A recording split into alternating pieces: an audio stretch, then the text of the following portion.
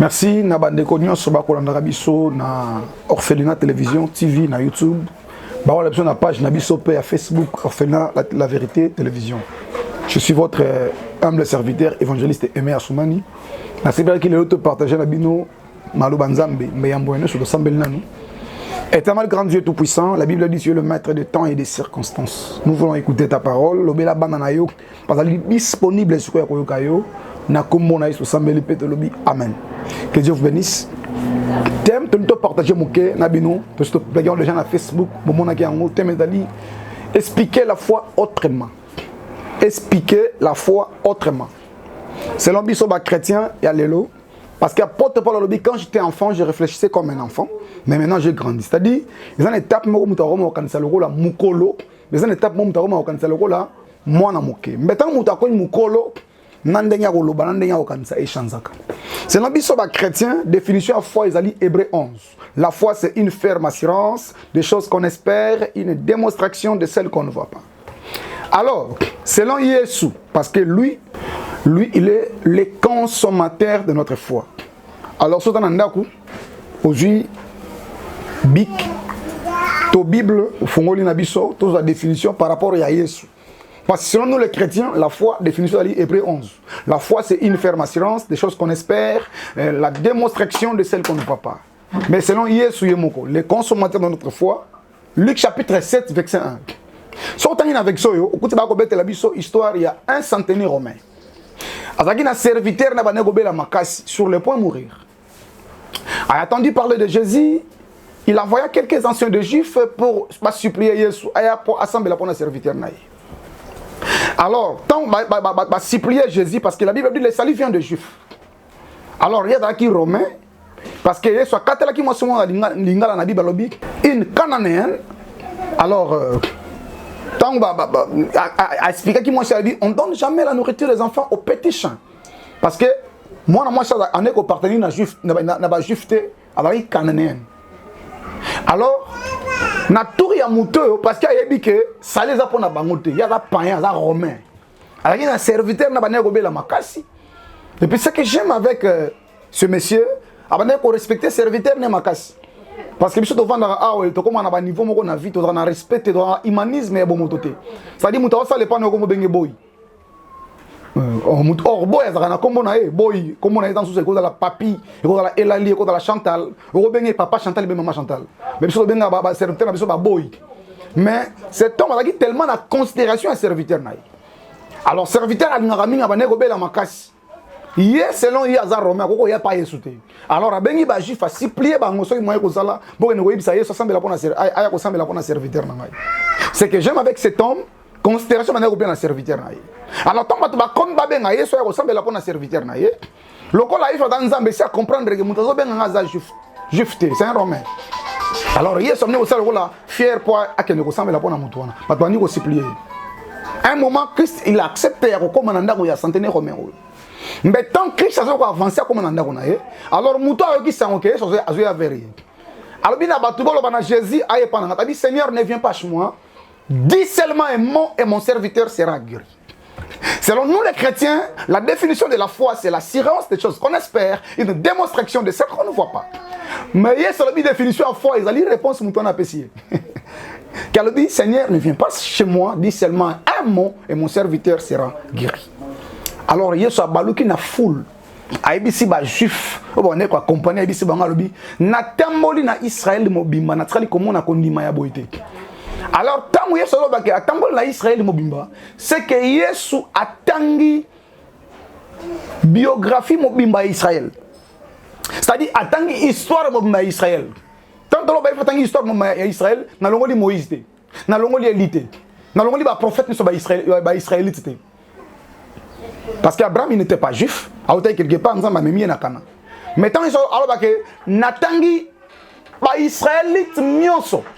Natigali comment na kondima ya muto aboyete. Mon Dieu, mon roi. Mais selon biso ba chrétien, définition en foi ezali Hébreu 11. Or muto pas comment Hébreu 11 wana c'est un juif.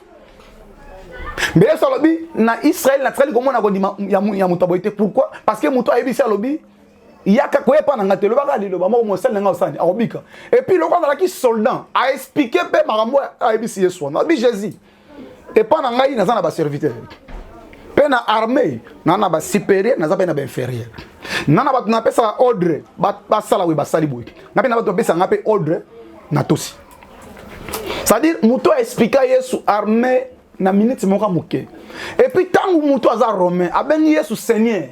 Selon biso ba chrétien, Seigneur est le créateur et à cieux et la terre.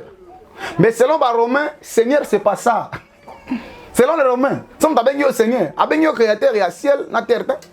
Selon les Romains, na katia armée romain. Mon Seigneur, comme mon Seigneur, ezali combo ceux qui si ba poste nyonso. Na ebite so ina mboka na biso est-ce que ça va poste zaranine. Mais pardon, maréchal.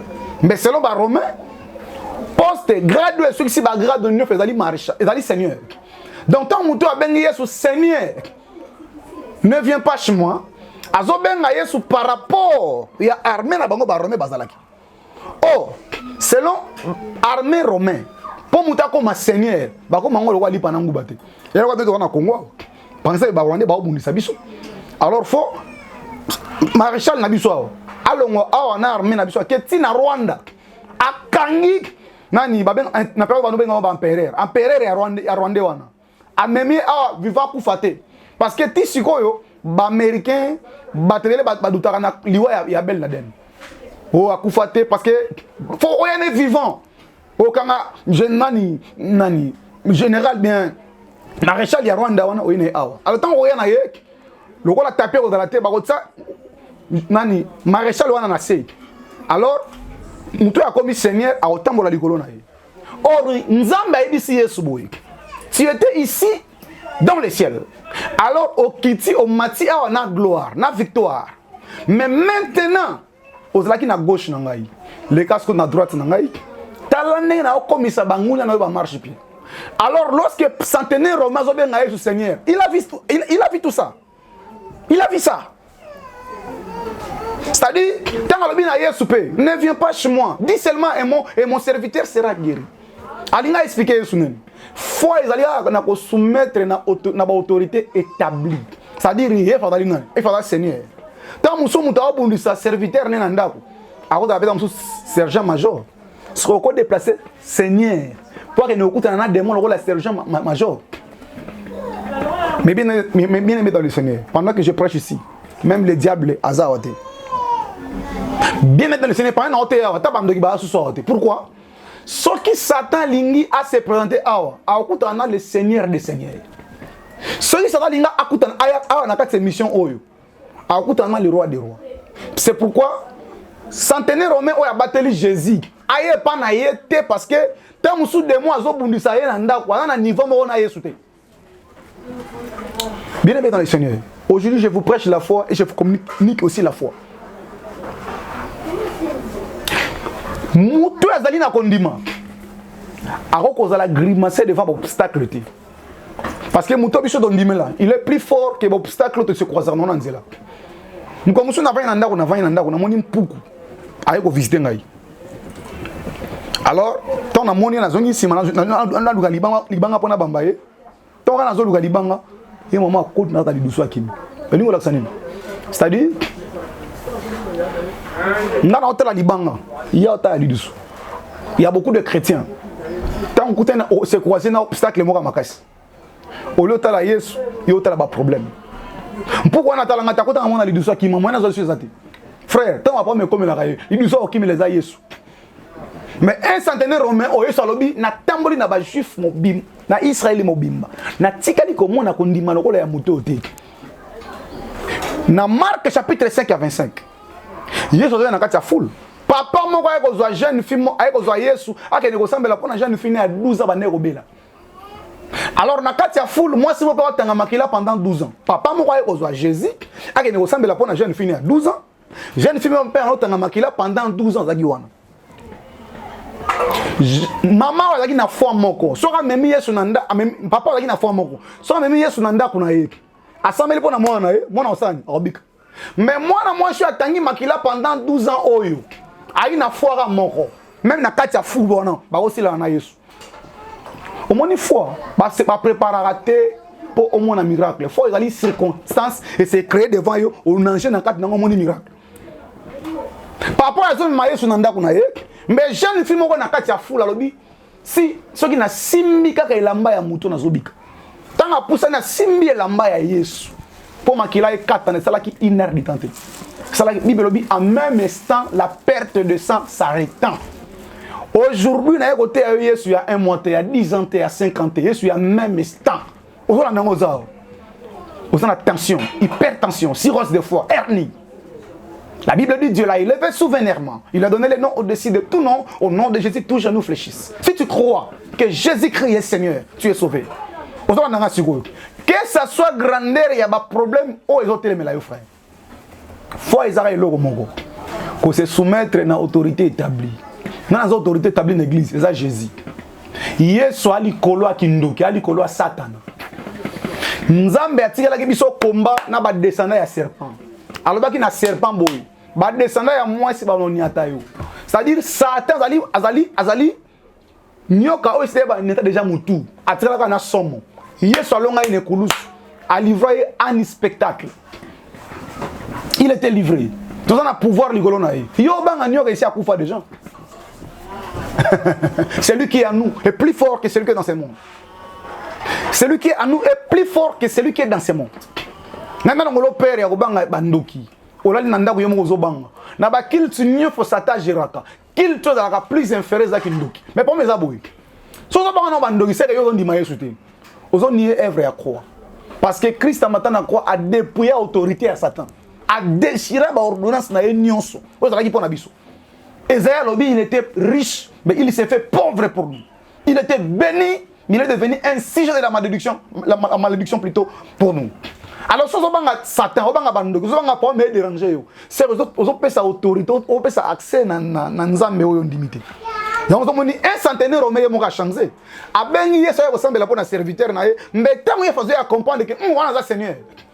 Tant que de moi mon serviteur nanga, azali inférieur par rapport à Yesu. Abi ne vient pas chez moi, dis seulement un mot et mon serviteur sera guéri. Mais so tangi vexo. Au moins on a payé seulement un mois côté. Serviteur on a bigamba mo. Bi seulement un mois na. Serviteur a bigamba la mo. A sepelika na kondima ya mutu wana. Abi na tikali ko mona kondima ya mutu aboyeta ya Israël. Peton ga Yesu so lo ba Bible lobi bandeko ya soda Roméo ba ko lo ba. Tika otungisa maître serviteur no isa biki déjà. Cela veut dire que na kondima. Bible dit boy, na kondima. Même au télémi liboso ya montagne, soko douter au pesi ordre ko se déplacer. Na ibité montagne ne dérange fina, maté sugia parce que te beza la mona. Montagne ne dérange fina. On dans la VH. Balongo bio musala. Moi cha botate. Eza montagne na yo. Mais pas mes ara moko. Ndima que Yesu ali kolo ya ba montagne au télémi liboso fina yo. Lelo si tu crois tu vas déplacer cela. Il est écrit, rien n'est impossible en Dieu. Et tout est possible à celui qui croit. Moi, je vais prier. La télévision. S'abonnez-vous sur notre page Facebook, Orphelin la Vérité Télévision. Et s'abonner sur YouTube, Orphelin la Vérité. Que Dieu vous bénisse. Numéro de téléphone 089 88 97 831. Vous avez un problème là. Si ton Dieu est mort, vivant. Il est le même hier, aujourd'hui et éternellement. Je vais déclarer pour vous. Autre avec ça, tellement difficile. Peu importe ta difficulté, peu importe l'obscurité, peu importe, il y a échec où c'est répété souvent dans la vie. Jésus, il est plus grand que ça. Si tu crois et tu verras la gloire de Dieu. L'échec n'est pas la malédiction. Avec la foi, tu vas réussir. Seigneur, je déclare étant que ton serviteur. Montant sur la matière ou na minute que ce soit montant de télémil bossa vina enzambe. Na déplacer à musiko na kombo na Yesu. Azana ba pomme ele que là ils ont dérangé mon thème, esprit na âme na. So ka tralier mo na chambre zolela. Après matin oyo azwa délivrance. Na kotisi miracle na télévision. Na kotisi miracle de sabazo ndanga. Ministère bande banda et fonctionnera te. Ça bloqué na fungoli yango. Na kombo na Yesu. Sambeli na bana yo. Pétolo bien amen. Je vous salue, que Dieu vous bénisse. Rendez quitte les hommes électriques. Tout succès. Bye.